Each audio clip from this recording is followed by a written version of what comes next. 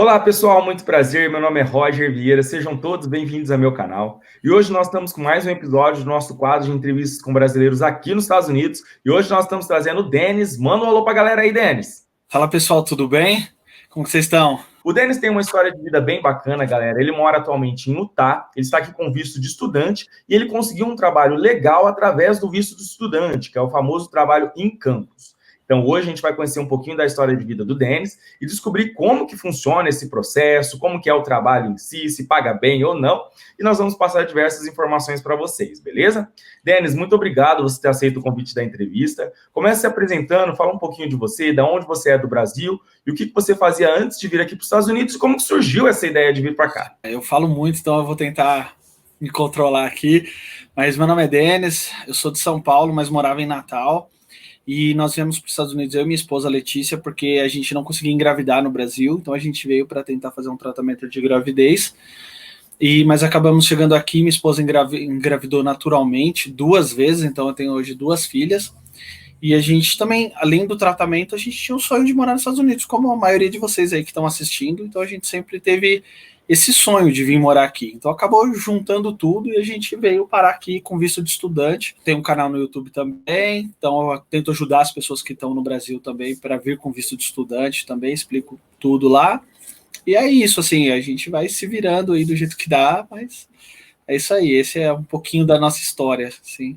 Tá certo. Primeiramente, parabéns pelas filhas, né? Eu lembro quando a gente conversou o ano retrasado, se eu não me Eu engano, acho que ano faz uns retrasado. 2 anos, eu acho. Sua esposa estava grávida, então parabéns, cara. Bom, Valeu. as pessoas têm muita dúvida com relação a conseguir o visto de estudante, né? Se é fácil, é difícil. A gente sabe que tem que fazer uma comprovação financeira, às vezes até alta, né? Como Sim. foi no seu caso, assim? Você precisou de alguma ajuda ou você fez todo o processo sozinho? Eu, na verdade, eu fiz o processo todo sozinho. Sozinho que eu digo tudo. Todas as etapas, eu não... Tirando o suporte que a escola que eu tinha vindo me deu, assim, tirando algumas dúvidas, tudo, eu fiz sozinho, não consumi muita informação na internet, que foi um erro. Também não tinha naquela época, já estou aqui 4 anos, então naquela época não tinha canais de YouTube que nem hoje a gente tem, que nem de Utah, na época não tinha nenhum, hoje tem uns 3, 4, mas eles não são tão ativos, basicamente é só o meu ativo, então a informação era muito restrita, assim. Então eu apanhei um pouco, foi difícil. O visto de estudante é a parte mais difícil do visto de estudante, é fazer a comprovação financeira. O governo americano quer saber se você tem uma certa condição para se manter. Vamos supor que você vai pegar um visto de 1 ano, pedir autorização para estudar 1 ano, né? Geralmente eles dão visto para 4, mas a primeira autorização sai para 1, né? Porque depois você vai renovando automaticamente.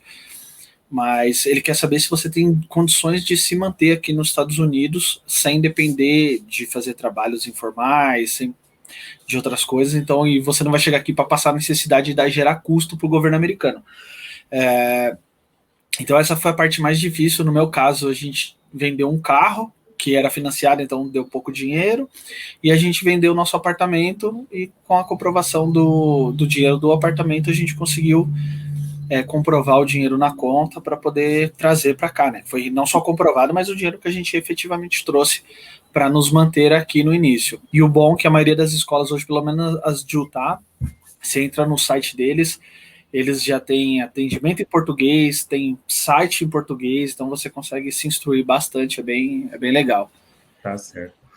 O preço varia de uma escola para outra, de uma cidade para outra e de estados também, né? Sim. Você consegue falar para a galera, assim, quanto que na época você precisou apresentar, assim, de comprovação financeira em dólares, inclusive Sim. pelo fato de você ter a sua dependente, que é a sua esposa? Sim, é assim, a regra para comprovação financeira, ela geralmente o pessoal pensa que ela muda de escola para escola, mas na prática não é bem assim, tá? Até conversando com advogados de imigração, o valor é definido pelo governo americano, baseado no custo de vida de cada cidade, cada estado. Esse valor é feito. Só que o governo ele não divulga uma conta assim, vamos dizer assim, uma conta exata. Para Utah você tem que comprovar $10.000, para São Francisco você tem que comprovar 20. Não existe essa conta. Então as escolas elas tentam interpretar da maneira delas o valor ideal. O recomendável é sempre você conseguir comprovar o máximo que você puder.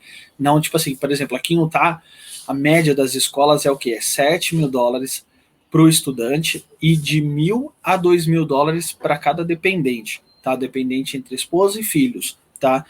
E você não pode trazer, tem gente às vezes que quer trazer os pais, você não pode trazer seu pai como seu dependente. E o dependente, ele tem que ser até 21 anos no máximo, ele não pode... Então, se você tiver um filho de 22, ele já tem que vir com visto de estudante próprio, dele mesmo, tá? Então, é essa média de valores aqui em Utah. Tá 7 para o estudante, 1.000 a 2.000 para cada dependente. Aí varia de escola para escola. Mas tentem sempre comprovar o máximo que você puder. Além do dinheiro, os vínculos, né? Que é sempre importante. E no caso do cônjuge, né? Porque muita gente tem dúvida se união estável, né, que no Brasil é aceita, aqui nos Estados Unidos vale também para fins imigratórios. É aceito também? Não, o cônjuge ele não é aceito. O casamento de união estável ele não vale, não tem validade aqui para o governo americano. Você precisa estar casado legalmente para a pessoa poder ser seu dependente. Então, se você não for casado e não, vamos supor, não quer fazer um casamento oficial no Brasil, aí os dois têm que vir com F1. Não tem jeito, tá? Isso eu já pesquisei, fui atrás, conversei com as escolas, não tem como. Tá certo. E uma dúvida que a gente tem também, né? Geralmente, quando a pessoa vai pedir o visto de estudante, ela apresenta a comprovação financeira para um período X de ensino, né? Sim. Depois que está aqui, a gente pode estender esse período. Às vezes, se começou com um mês, pode estender por mais 3, ou mais 6, ou um ano. Sim. Na época, você apresentou para quanto tempo? Você lembra? Eu apresentei para um ano. Eu tive que apresentar na época, foi $9 mil, que foi 7 mil para mim, 2 mil para minha esposa, para um ano. Só que, quando a gente trata de estudante, existem dois processos, tá? Um é o visto e o outro é o status. São duas coisas totalmente distintas que é importante vocês saberem. O visto é aquele papel que está no nosso passaporte que permite a gente entrar no país. Ponto. No visto de estudante, o nosso status é definido por um documento que chama I-20, tá? Então, no meu caso, só para vocês entenderem, eu fui lá, fiz a entrevista no consulado, com o meu I-20 com validade de um ano. Esse 20, ele era provisório, mas como minha entrevista ela foi toda aprovada, eles me deram um visto para 4 anos, mesmo o meu I-20 sendo para 1. É normal, às vezes o I-20 é para 4 meses, mas o próprio governo sabe que ele é renovável, então não tem problema. Só que eles definiram que iam me dar um visto de 4 anos. Tem pessoas que são raros os casos que ganham visto para 1 ano, mas mesmo com visto de 1 ano, você pode renovar para mais 2, 3 anos, não importa. A única coisa é que você não pode sair do país, porque o seu visto já venceu, que é o meu caso hoje. Meu visto era de 4 anos, eu já completei os 4 anos. Eu continuo legal aqui, estou tudo certo na minha documentação, só que se eu sair do país, se eu quiser voltar para cá, eu tenho que refazer toda a entrevista, e aí nesse caso, muito provavelmente, eles vão negar meu visto, porque eles vão falar, 4 anos já não foi suficiente, então eu não saio mais, né? Até conseguir uma outra forma, então a gente vai ficando. É bem interessante você falar sobre isso, porque eu conheci, de fato, uma estudante. Hoje ela está até no processo de visto EB2, mas ela entrou com visto de estudante aqui, ela passou os 4 anos, né? Ela começou a fazer uma faculdade, ela voltou para o Brasil, pediu a extensão do visto em si, né? Não do status, e depois ela conseguiu entrar de novo. Então, de fato, isso que você está falando é bem bacana, porque muita gente não sabe, né? Inclusive, o estudante, se eu não me engano, ele pode ficar aqui estudando por tempo indeterminado, né? As regras de hoje, ele pode ficar aqui quanto tempo ele quiser, sempre matriculado, cumprindo as exigências imigratórias, que é 80% de presença de aula, pagando a escola, cumprindo todas as regras, você pode ficar. Só que uma coisa importante, Roger, toda vez que você vai fazer essa renovação do status, do seu I-20, você tem que mandar a comprovação financeira para a escola. Só que estando aqui é um pouco mais simples de fazer isso. Uma, que se você tem um trabalho aqui nos Estados Unidos, você está ganhando em dólar, então, vamos se dizer, você precisa comprovar lá $7 mil. $7 mil, vamos se dizer, é 7 mil dinheiros. Não é 50 mil reais, 40 mil reais. Não é 40 mil. Para o Brasil é 40 mil, 7 aqui é 7. Então, é mais tranquilo. E a vantagem é que você pode usar um sponsor, porque quando você está fazendo a extensão, na verdade eles só juntam a documentação, sua documentação não é enviada para a imigração, a escola só faz um arquivo e ela mesma armazena. Se a imigração baixar na escola, eles vão pedir sua documentação para analisar, mas geralmente é muito tranquilo isso. Então eu por muitas vezes usei o sponsor, porque meu dinheiro do meu apartamento eu já tinha usado aqui para me manter. Então minha mãe hoje é minha sponsor, então todo ano eu pego o extratinho bancário dela, apresento para a escola e renovo automaticamente, bem tranquilo. Você não passa por entrevista, nenhum processo imigratório mais. Beleza. Já já a gente vai falar um pouquinho de como que é estudar inglês aqui nos Estados Unidos, né? A carga horária, tudo certinho, que eu sei que é um pouquinho puxado para o estudante também. Mas Sim, fala para nós, você já chegou a passear no Brasil em período de férias, com visto de estudante? Como que é esse processo? Pode ir sim. a qualquer momento ou não? Então, eu fui 2 vezes para o Brasil durante esse período. Uma vez eu fui durante a aula, que, vamos dizer assim, não é o cenário ideal, porque quando você está em aula, tecnicamente você está em aula. Entre cada. Aqui, o estudante, a gente fala que durante um ano a gente tem 3 semestres, tá? Que cada semestre aqui são de 4 meses para o estudante. Então, geralmente, a gente estuda um semestre, aí tem um intervalinho ali de férias, que é tipo 15 dias, 20 dias. Então, esse seria um dos períodos ok para você viajar. Aí depois você estuda mais um semestre. Aí quando você estuda esse segundo semestre, se você cumpriu todas as regras imigratórias, você tem direito a um break.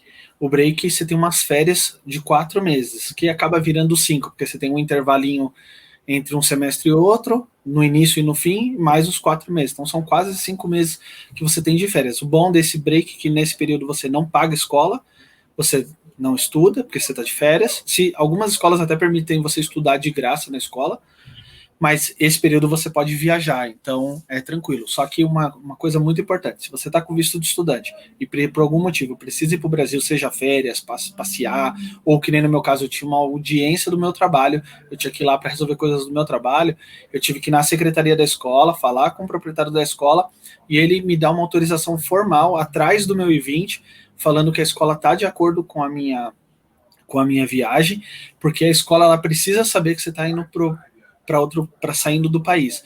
Porque se quando você está entrando, eles precisam, a escola, isso é uma coisa que eu descobri por causa da relação que eu tinha com a escola, eles me falaram que toda escola lá tem um telefone de emergência. O dono da escola, ele dorme com aquele telefone do lado dele, sempre, sempre.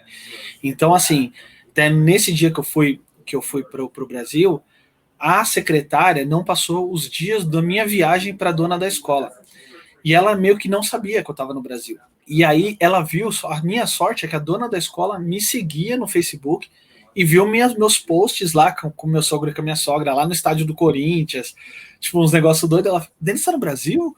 E não sei o quê. Então aí ela já ficou esperta, porque se, vamos supor, quando você está entrando no país, está passando pela imigração, você vai lá para a salinha, eles não acreditam nos seus documentos, ou no papel, ou não acreditam em você, eles falam, então vamos dar uma ligadinha para a escola. E seu voo chegou 2 da manhã. Eles vão ligar para o dono da escola às 2 da manhã e confirmar, só que se a dona da escola está ciente, ela não, ele tem autorização, ele está autorizado a sair do país e está autorizado a entrar, tranquilo, ele cumpre tudo na escola, ele é um bom aluno, tal.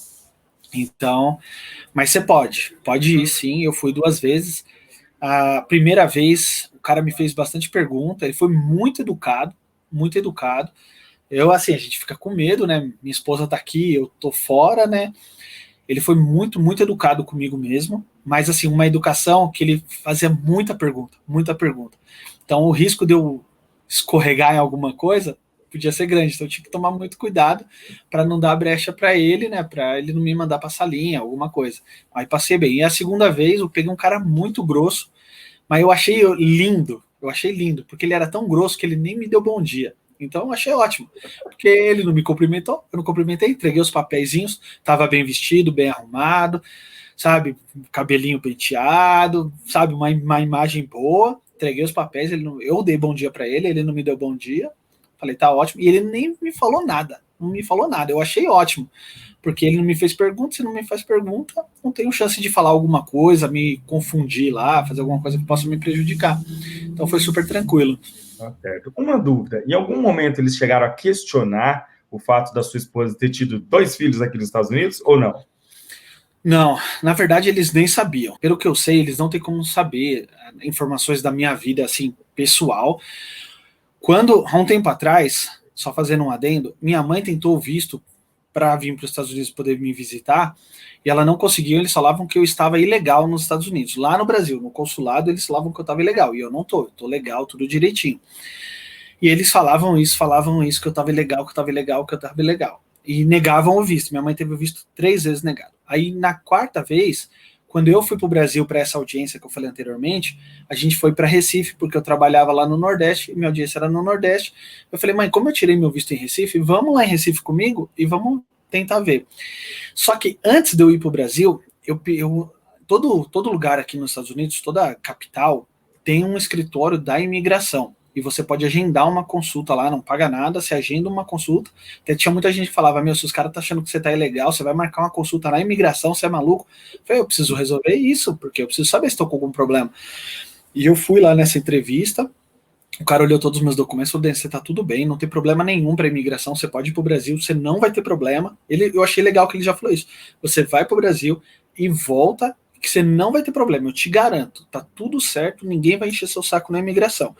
Aí eu falei, mas o consulado tá falando que eu tenho um problema. Ele falou, se o consulado tá falando isso, provavelmente no consulado tem alguma coisa lá, algum problema, mas assim, a parte imigratória, você tá tudo bem.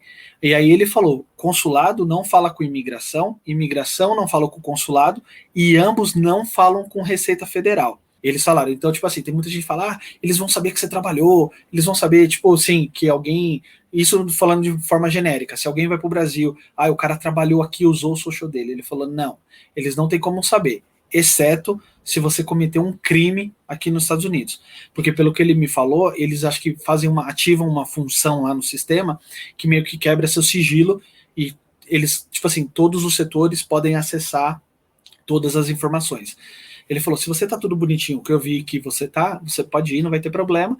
Aí eu fui com a minha mãe lá no consulado, só que eu não entrei, eu fiquei lá de fora, porque vai que eles aprendem meu passaporte, meu visto, essas coisas, eu não posso voltar. Mas minha mãe entrou e falou, não, tá tudo certo, e não sei o que, ela levou os papéis, e aí lá em Recife eles deram oportunidade para ela se explicar, porque em São Paulo nem isso eles não deixavam ela falar, mas aí lá eles viram que tinha algum problema, eles não falaram para ela, mas acabaram liberando ela e ela conseguiu pegar o visto. Mas assim, eu viajei sem maiores problemas, eles não fizeram consultas, não olharam se meu histórico aqui nos Estados Unidos, só se eu tinha algum problema ou não, mas aí não tinha nada, nunca fui pra corte, nunca tive nada, então aí eu acho que foi tranquilo. No caso do F2, né, que aí é no caso Sim. da sua esposa, né, sua mãe foi como turista, o seu caso é Sim. a esposa é F2. Ela pode entrar e sair a qualquer momento dos Estados Unidos, na época, né, ou até hoje, eu não sei, como que funciona para o F2? Sim, hoje ela não pode porque o visto dela também está vencido como o meu, né? Mas ela continua legal. Mas o F2, pelo que eu entendo, lá que eu via na escola, o F2 ele pode viajar a qualquer momento porque ele é só um acompanhante, né? Então ele pode ir para o Brasil a qualquer momento porque o F2 ele não tem obrigação nenhuma aqui, né? Diferente do estudante, a gente tem nossa obrigação que é o quê? Cumprir 80% de presença de aula, né? Eu esqueci, tem um nome lá específico, que eles falam aqui attendance, mas eu esqueci em português como fala.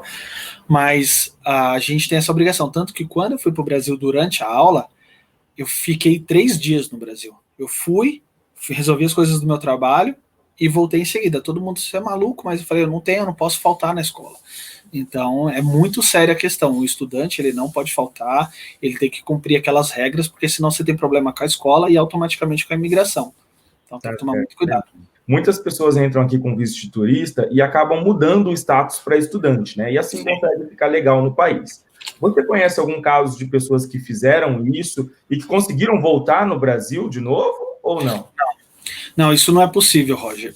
Na verdade, assim, quando a pessoa ela entra aqui com visto de turista, ela, perante a lei aqui, ela pode sim, depois de um tempo, ela aplicar para uma mudança de status para estudante, só que é igual minha situação de hoje. Eu tenho o status de estudante, mas eu não tenho mais o visto de estudante.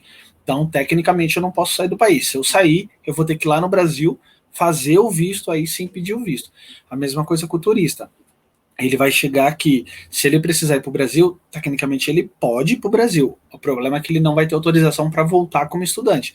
Ele vai ter o visto de turista dele provavelmente válido ainda, ele teria que entrar como turista, ou, que é o mais correto de tudo, ir lá no consulado e falar, olha, eu estava lá como estudante, eu mudei meu status lá, apareceu uma oportunidade, vai ter que ter uma desculpa, assim, vamos dizer, bem bonitinha, bem formulada, falar, olha, eu estava passeando, aí apareceu uma oportunidade para eu estudar, sei lá, a escola me ofereceu uma condição boa para estudar, resolvi ficar, estudei, agora eu estou voltando, agora eu queria ter o visto de estudante mesmo.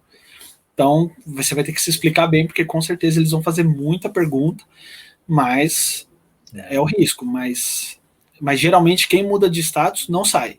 O pessoal vem, muda de turista para estudante, principalmente para poder estudar e poder se manter aqui, né? Mas geralmente não sai. Só sai quando ele muda de novo de status, que é do estudante, para um visto de trabalho, porque aí você recebe uma autorização de viagem. Eu conheço uma pessoa que estava aqui como turista e tentou voltar lá e pegar o visto de estudante e deu ruim. Cancelaram de turista e negaram de estudante. Você conhece alguém que arriscou também?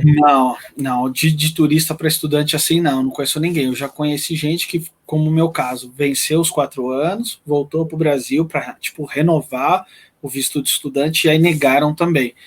Porque eles vão falar, você já ficou um tempo lá, tem necessidade mais de você voltar? Então, por isso que eu falei, vocês têm que ter uma desculpa muito bem, não é desculpa, mas tem que ter um motivo muito forte para provar. Sei lá, nesse caso lá, o cara falou, não, agora eu vou fazer uma faculdade, eu vou fazer o MBA, alguma coisa. Cara, não, você já passou muito tempo lá, você já teve tempo para estudar, e não colou. Então, é muito arriscado. Por isso que, para mim, o ideal é fica legal, tudo bonitinho, cumpre tudo, tenta conseguir um visto de trabalho, e aí do visto de trabalho você recebe a autorização de viagem e aí você viaja. É difícil, porque você vai ficar muito tempo longe de casa, e para muita gente é muito difícil. Fala um pouquinho de como que é a vida do estudante aqui nos Estados Unidos. Você passou que tem algumas regras, né? 80% de presença. Eu já assisti uma aula introdutória do visto de estudante e parece que tem muitas regras, né? Fala um pouquinho para nós da carga horária, como que é a metodologia do ensino, as regras de não chegar atrasado e participação, todas essas coisas. Então vamos lá, o visto de estudante é um visto bem complexo, a gente estuda de segunda a quinta-feira, tá? Esse é o padrão, pelo menos daqui de Utah. Eu sei que às vezes na Flórida tem umas escolas com os horários meio malucos, você estuda 1 hora por dia e no sábado você estuda o dia inteiro, mas aqui em Utah o padrão é o quê? Tem turno da noite e da manhã, e algumas escolas agora com turno da tarde, mas geralmente é você estudar de segunda a quinta, estudar 4 horas e meia, mais ou menos em média por dia, tá? Aí do total, contando o intervalo, vai dar 5 horas, você vai ficar basicamente 5 horas dentro da escola de segunda a quinta. É bem puxado porque a rotina aqui nos Estados Unidos é muito corrida. Nossa vida aqui parece uma loucura, mas é uma loucura boa. Eu não estou aqui para reclamar nada disso, mas é uma loucura muito boa. Mas o tempo na escola é muito grande, mas é uma oportunidade boa de você aprender inglês, né? É um conjunto. Você estuda na escola, aprende umas regras, aprende um pouco de gramática e aplica na rua, né? Essa que é a vantagem de estar aqui. Então é uma coisa boa. Na escola, como a gente falou, tem aquelas regras de presença, né, 80% de presença, e nesses 80% de presença está incluído uma função que eles chamam de TARD. O TARD são os atrasos. Então, a cada 2 atrasos, considera uma falta. Então, você também não pode ficar atrasando na aula. É complicado. Mesmo agora, com a pandemia, a gente está tendo aula online, você tem que se logar online, entrar lá no Zoom lá para ficar, cumprir tudo igual. A única diferença é que a gente está em casa. Mas assim, as regras são. Geralmente as escolas cobram muito as regras. E assim, as escolas são boas, as metodologias são boas, mas assim, uma coisa que eu posso garantir para vocês: a escola não vai fazer nenhum milagre com vocês. Ela vai ajudar muito, ela vai ser um bom apoio para vocês. Mas se você falar, eu vou para a escola, vou estudar na escola, eu vou aprender inglês. Não. Se você não estudar em casa, não se esforçar, ou não, por exemplo, eu não gosto de estudar. Desde criança eu nunca gostei de estudar, uma coisa, é um fato, eu não gosto de estudar. E eu não estudo, falar assim, eu só em casa chego, abro meu livro, vou fazer homework, não sei o quê. Não sou eu esse cara. Mas eu me boto em situações a todo momento para eu falar inglês. Então eu vou num restaurante, eu não tô nem aí, agora eu me viro bem, mas no começo tava nem aí se eu falava inglês errado, certo, se tava conjugando os verbos errado, eu só falava. Isso é uma coisa que vocês precisam. Quanto mais cara de pau vocês forem, mais o inglês de vocês vai evoluir mais rápido. E é o que eu faço. Como eu não gosto de estudar, eu tento conversar com as pessoas, eu falo muito, então eu peço desculpa, mas vou indo, vou passando o carro, e aí eu fui aprendendo, porque para mim, a gramática, aquela coisinha da escola, não me ajuda muito. Ajuda, me dá uma base, mas o restante é com a gente. Se você não... Tem escolas, é legal que tem escolas que eles fazem atividades, sabe? Fazer em eventos, por exemplo, aqui em Utah a gente tem um time na NBA, vai assistir o jogo do Utah Jazz, vai lá, às vezes a professora pega os alunos, leva para o restaurante, para cada um fazer seu pedido. Parece que são coisas simples, mas é muito difícil. Tem vezes que a gente, quando você está aqui no início, pedir uma comida no drive-thru é o maior parto que existe, porque já é difícil de entender pessoalmente, se olhando na cara da pessoa. No drive-thru, naquela maquininha, é horrível. E aí o dia que você consegue ir nos drive-thru fazer um pedido complexo, muito legal. Mas você tem que se forçar a se colocar em situações que tem americanos para vocês falarem. Então, a escola é boa, mas assim, em questão de você treinar o inglês, a escola, para mim, por um lado, ela não faz sentido. Porque, assim, eu tô dentro de uma sala de aula com um monte de imigrante que fala inglês ruim e eu tenho que aprender inglês falando inglês com esses caras que falam ruim que nem eu. Então, você tem que ir pra rua, ouvir os americanos falarem. Uma dúvida que eu tenho bastante é em relação à metodologia, né? Eu estudei 3 anos no Brasil, na Wizard, e eu aprendia inglês em português. Aqui nos Estados Unidos, eles ensinam inglês em inglês. Como que é esse sistema de aprender inglês em inglês? É com desenhos, com mímica? Como que é? É um pouco de tudo, assim, é muito legal isso, porque, assim, uma coisa que é importante, o professor geralmente ele fala muito devagar, ele tenta não, aqui nos Estados Unidos, quando você está aprendendo inglês, existem muitas contrações de palavras, tipo, eles pegam duas palavras juntas e o americano fala tudo junto, às vezes você acha que é uma palavra, mas tem duas ali. Então eles falam palavra por palavra, então você vai entendendo. E tem o contexto também, isso que é a vantagem. Quando você está aprendendo inglês, tem o contexto daquilo que está acontecendo. Você está no livro vendo que tem uma foto de dois caras de um carro. Então você sabe que a conversa se passa em dois caras conversando, envolvendo alguma coisa com o carro que está na foto. Então a pessoa vai falando uma palavra assim, ela falou tal coisa, ali é o nome do carro, ali o cara tá com a chave na mão, um tá pegando o carro do outro emprestado. Então eles vão fazendo de uma forma que você consegue entender o contexto. Você nunca vai entender 100% do que o professor fala, mas você pega o contexto, você fala, isso aqui, essa conversa é sobre X assunto, essa conversa é sobre aquilo. Então você vai pegando aos pouquinhos, traduzindo, muito no começo você traduz muito até hoje, eu tô 4 anos, vamos dizer assim, eu falo quase fluente em inglês, mas eu não me lembro de um dia que eu não abri meu tradutor. Eu abro, às vezes aparece uma palavra nova na minha frente, o que é isso? Vou lá e traduzo.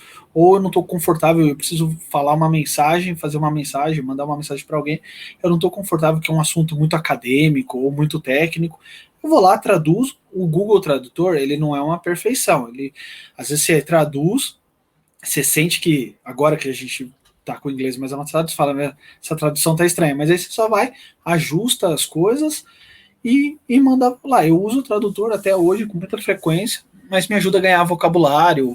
Porque o mais importante é você pegar vocabulário. Você ir pegando vocabulário, porque aí você vai entendendo o contexto, falar, essa palavra eles usam em determinada situação. Aquela palavra que tem o mesmo significado, mas é usada só em uma situação diferente. Então essas coisinhas que você vai pegando, mas se você não for para a rua, não praticar, aí fica difícil.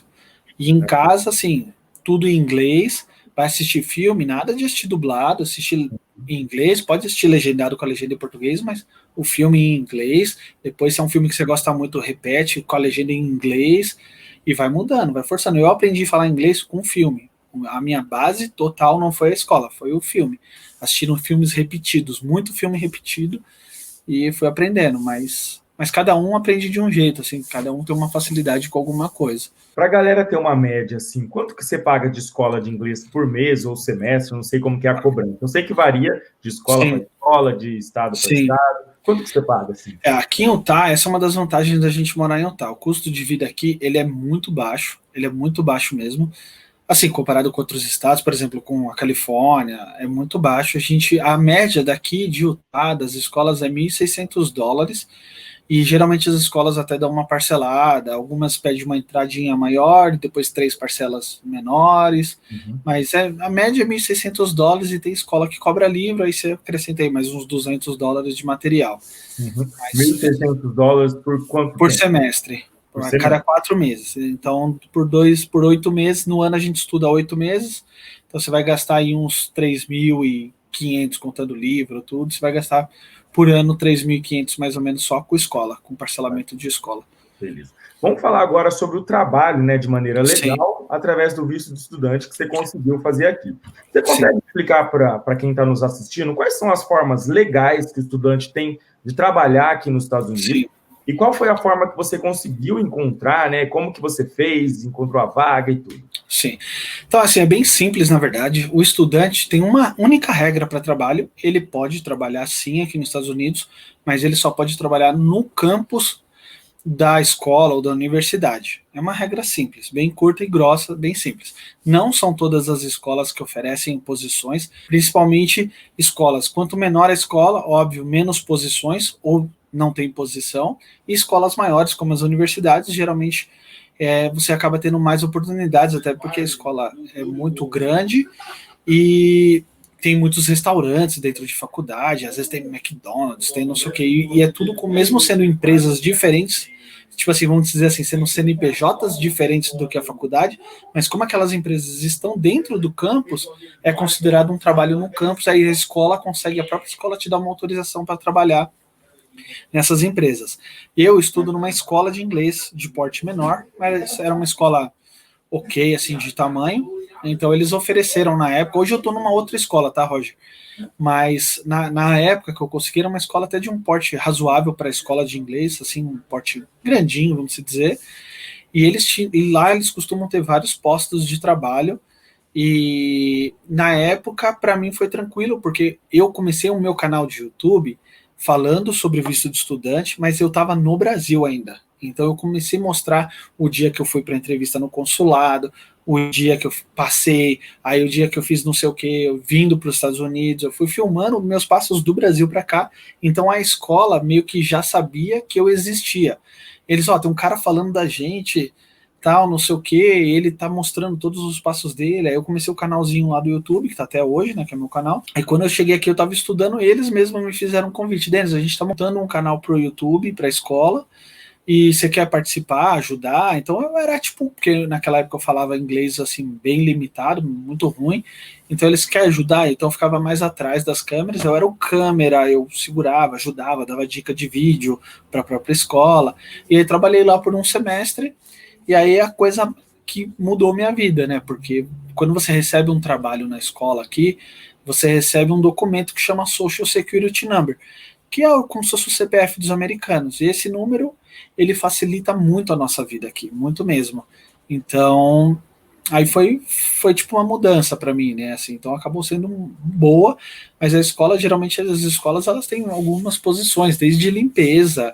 Ah, você vai limpar as salas de aula, vai passar aspirador na sala, você vai limpar os banheiros, você vai ficar na cantina da escola, você vai trabalhar na biblioteca. Então tem várias funções que você pode conseguir, né? Então essa aqui é a vantagem. Você consegue falar para a galera qual que era a carga horária e o salário que tu tinha na época com esse Social Security Sim. também? E se ele ainda está válido ainda hoje? Sim.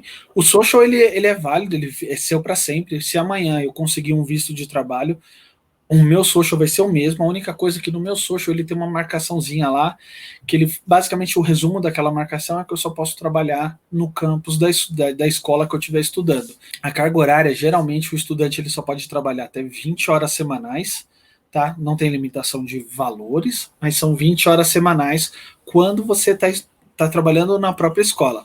Quem faz universidade, essas coisas, às vezes eles conseguem como se fosse uma segunda autorização, um processo diferente de autorização, que chama CPT ou OPT, que aí são uma autorização que a escola te dá, muitas vezes para você trabalhar fora do campus. E aí você tem um ano, que pode, dependendo da área que você estuda, tem área, por exemplo, a área de tecnologia, às vezes você pode pegar 3 anos de OPT, que seria aquele estágio quando você se forma, quando você acaba. E aí você pode trabalhar em qualquer empresa, e aí acredito que você pode trabalhar 40 horas semanais, mas geralmente o estudante a gente trabalha 20 horas semanais, e geralmente é um salário bem limitado, tá? Não dá para contar muito que você vai ganhar grana na escola. Não. Eu ganhava na época, acho que $8 e pouco por hora. Era bem pouco, assim, mas ajudava. E tinha o social, né? Porque o social ele abre muitas portas aqui pra gente. Então acaba sendo muito bom. E conta um pouquinho para nós, né? Nesse período que você está aqui há 4 anos, né? Já é um bom tempo. Fala um pouquinho dos pontos positivos e negativos que você percebe de estar aqui nos Estados Unidos, Sim. na perspectiva de um estudante, né? Porque eu sei que é um pouquinho puxado também. Fala um pouquinho. Assim, os pontos positivos que eu vejo, por exemplo, eu vou falar mais assim baseado na minha realidade daqui de Utah, tá? Eu conheço alguns outros estados, mas muito limitado. Lá eu sou turista, né? Aqui eu sou estudante, né? Quando eu vou para Califórnia, vou para passear, para Las Vegas, porque a gente é mais ou menos próximo. Mas, assim, os pontos positivos que eu vejo aqui, a gente está aprendendo inglês, porque, assim, estudar no Brasil é muito difícil para aprender inglês, você estudando lá, porque você não tem onde aplicar, então a gente tem um local já ótimo para aplicar. E Utah é uma coisa muito boa, o povo aqui é extremamente gentil, muito educado, então é um lugar ótimo, porque às vezes você fica com medo de falar inglês com as pessoas, então aqui você fala, às vezes você pede desculpa, a pessoa, não, não, se desculpa, continua, você tá indo bem, continua, vai tentando. Então o pessoal é muito gentil aqui. Para mim, uma coisa boa daqui é muito seguro, é outra realidade, é outra realidade. Às vezes eu falo para as pessoas, eu vou num restaurante buscar comida, se que nem hoje, tá muito frio, as montanhas tá com neve, tudo. Se tá muito frio, eu paro meu carro na porta do restaurante, largo meu carro ligado, vou lá, levo 15, 20 minutos para pedir minha comida, volto, eu sei que meu carro vai estar lá. Claro, pode eventualmente acontecer algum problema, mas as crianças brincam, deixam os brinquedos na calçada. Dorme, o brinquedo vira à noite na calçada, derrubado na calçada. Você acorda, o patinete tá lá, a boneca tá lá, ninguém vai mexer. Então eu vivo num lugar que, tipo, até alguns americanos falam que Utah às vezes parece que nem faz parte dos Estados Unidos, porque é um lugar muito calmo, muito família, assim, muito sossegado. Então é muito bom, assim. Aqui a paisagem é linda. Para quem gosta de frio, é frio, não é tão frio, mas é frio. Tem neve. O Utah tem a melhor neve do mundo para se esquiar. Então aqui a estação de esqui aqui é a mais chique para os artistas, pessoal, atletas, não sei o quê. Então é mó legal. E tem coisa ruim aqui também, porque falam que os youtubers não falam. Então, é porque assim, isso é o que eu falo até às vezes no meu canal. No canal eu costumo falar também os pontos ruins. Eu tenho vídeos lá, tipo, 5 motivos para não morar em Utah. Eu faço essas coisas. No Instagram, eu falo pro pessoal, gente, toma cuidado com o Instagram, porque ninguém posta que tá mal, depressivo. Ninguém. Ali o Instagram, você só posta as coisas quando você tá bem. Então, aqui tem, por exemplo, para mim, eu não gosto de frio. Utah ela tem todas as estações extremas. Então, o calor é calor, o frio é muito frio. Outono, as árvores, depois eu viro minha webcam aqui para vocês verem, as árvores aqui estão todas peladas, sem folha nenhuma, porque cai tudo. Na primavera é tudo florido, tudo lindo. Então aqui tem aquelas estações bem pré-definidas assim, aqui é assim. Então eu não gosto do frio, eu não ligo de calor extremo, mas o frio extremo me incomoda um pouco. A neve é bonita, mas é chato. No dia a dia ela incomoda. Para mim é chato. Claro que o pessoal fala assim, você acha neve chato porque você não esquia. A partir do momento que você começar a esquiar, você vai criar um apreço à neve, vamos dizer assim. Mas eu particularmente eu não gosto. Você tem que pôr pneu de neve no carro, você tem que dirigir com mais segurança, às vezes você dá umas deslizadas, já escorreguei, já entrei numa pilha de neve com o carro. Mas é legal, assim, tipo, Utah, eu não tenho muita coisa ruim para falar de Utah, porque como eu falei, as pessoas aqui são muito educadas, aqui não importa, tem muita gente que me pergunta, as perguntas que eu mais respondo no canal, Denis, eu sou negro, tem risco de eu sofrer preconceito? Eu falei, em Utah é muito raro, mas assim, pessoas más, a gente infelizmente tem em todo lugar, então eu falo, aqui é um lugar bom, se você é negro, se você vamos supor, é homossexual, se você tem uma religião X, Y, aqui todo mundo te trata muito, muito bem e com muito respeito. É bem legal mesmo, assim, a forma que as pessoas tratam. Como eu falei, pessoas más tem em todo lugar, às vezes você pega uma pessoa, sei lá, mal-humorada num dia, mas geralmente o pessoal que você tá andando na rua, cruza uma pessoa que você nem sabe quem é, ela olha no seu olho e te dá um sorriso, e você nem sabe. Então é muito legal, assim, é muito legal. É muito legal, assim, Utah é uma coisa, assim, é difícil pensar em algo, tipo, ruim daqui de Utah, não consigo pensar, assim, em algo muito, muito, assim, que interfira muito. Assim, o ruim daqui é o ruim em geral, do país todo, tipo, distância da família, não é fácil, você morar aqui, estar longe da sua família, dos seus amigos, isso não é fácil, mas você vai se adaptando e vai criando meios para viver melhor, assim. Mas... E fala para nós, você tem um canal no YouTube também, fala um pouquinho do seu canal para a galera, convida o pessoal a se inscrever. Beleza, meu canal é o Brasileiros pela América, tá? Eu falo lá, eu ensino tudo, assim, eu mostro um pouco do meu dia a dia, tudo, mas é um canal muito voltado para quem tá querendo realmente, tipo, mudar para os Estados Unidos e não sabe nem por onde começar, lá eu explico. Tudo isso que eu falei com o Roger, vocês podem ver que as perguntas, e aí o Roger, a gente não combinou respostas, assim, eu vou fazer perguntas, a gente falou de alguns pontos, mas a maioria das coisas que o Roger me perguntou eu nem estava esperando, mas vocês viram que a resposta estava na ponta da língua, porque assim, realmente eu procuro me informar muito na escola para saber os melhores meios de vocês poderem mudar para os Estados Unidos, então eu ensino as regras, dou dicas, e principalmente assim, uma coisa que, para você que tem o sonho de morar nos Estados Unidos, o pessoal, quando está no Brasil, ele acha que a parte mais difícil é conseguir o visto. Gente, tá longe de ser isso. A parte mais difícil é quando o cara na imigração fala assim, te dá seu passaporte carimbado e fala bem-vindo à América. Ali começa a sua parte mais difícil. E é isso que eu tento fazer de diferente de todas as outras pessoas. Eu ensino, além de como vir para os Estados Unidos, de como chegar aqui, se adaptar, sem fazer besteira, porque aqui dá pra gente cometer muitos erros. Eu cometi muitos erros. Eu posso falar abertamente pro Roger aqui para vocês. Eu cheguei aqui, eu vim com $8.000 no meu bolso. É um valor considerado baixo, de baixo para médio, vamos dizer.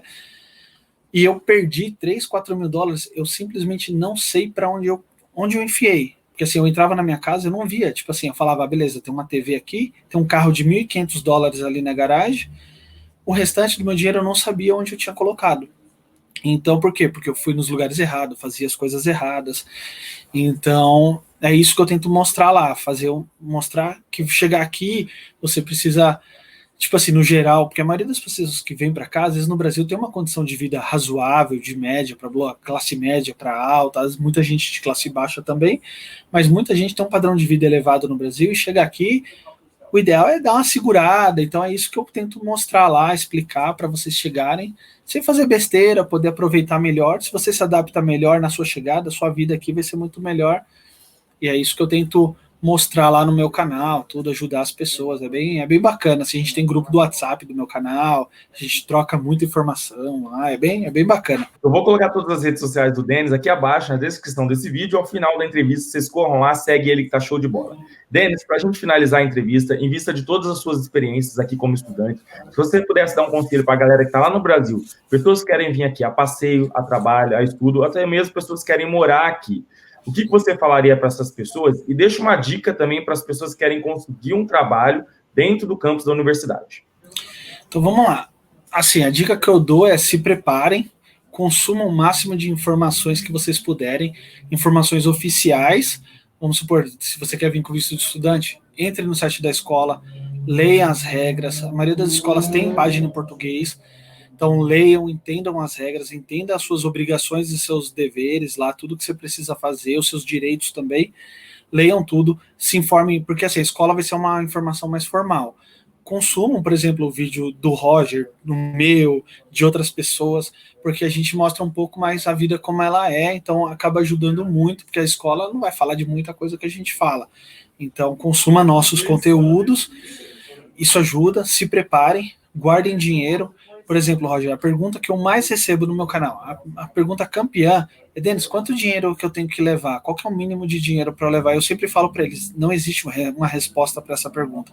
O máximo de dinheiro, ou quer dizer, o mínimo de dinheiro que você tem que levar, trazer, é o máximo que você puder. Eu sempre falo, o valor ideal é ser o máximo. Se você pode trazer 5 mil, venha, mas venha preparado que você vai passar dificuldade. Se você vir com 10, você está um pouquinho melhor. Se você está com 20, você vai ficar mais confortável e consegue fazer melhor as coisas. Mas o ideal é ser o máximo. Tragam o máximo que você puder. Essa é a dica principal. Trabalhe forte aí no Brasil, junte o máximo de dinheiro e venha. Pessoas negativas vão passar pela sua vida, vão falar, não vai, você é maluco, nem no meu caso. Eu trabalhava, esqueci de falar no começo do vídeo, eu trabalhava na Caixa Econômica Federal. Todas as pessoas no meu trabalho me desestimularam, falaram que eu era maluco, que eu tinha um cargo bom na Caixa, só que assim, eu queria ser pai, no Brasil eu não conseguia, estava fazendo milhares de testes, exames, não conseguia, e eu vi uma oportunidade aqui, eu falei, eu vou, a minha vontade de ser pai, ou de morar nos Estados Unidos era muito maior do que meu emprego na Caixa Econômica pro resto da minha vida.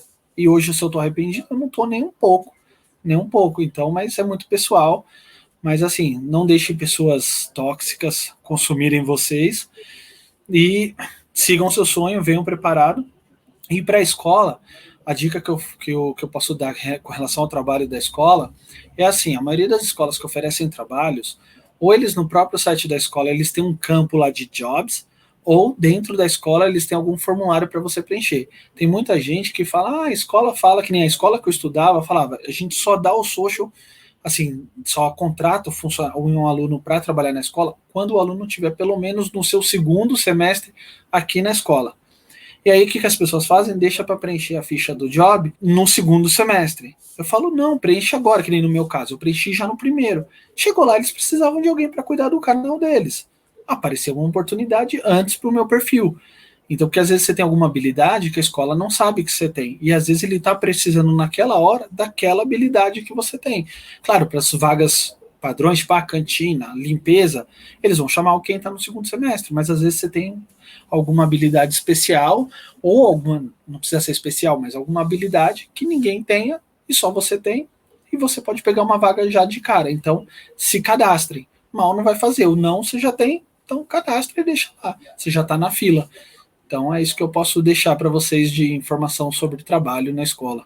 É isso aí. E às vezes a competitividade é maior numa escola onde tem muitos brasileiros, né? Sim. Isso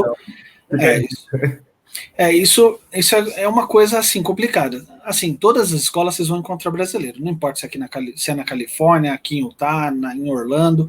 Só que é uma dica que eu dou. Se você puder escolher uma escola, entrar em grupos e perguntando, pegar a escola com um índice menor de brasileiros, isso te ajuda muito. Nessa escola que eu estudava, que eu consegui o trabalho, o dono era brasileiro, todo mundo era brasileiro lá, metade da minha sala, mais da metade da minha sala eram alunos brasileiros. É o que acontecia? Eu falava português o dia inteiro na escola, por isso que eu falo, a escola não vai fazer você falar inglês, mesmo se você estiver numa escola só com estrangeiros, aluno da China, da Índia, de não sei o que, vai te ajudar, mas o importante é fora da escola o que você vai fazer. Então, tomem cuidado.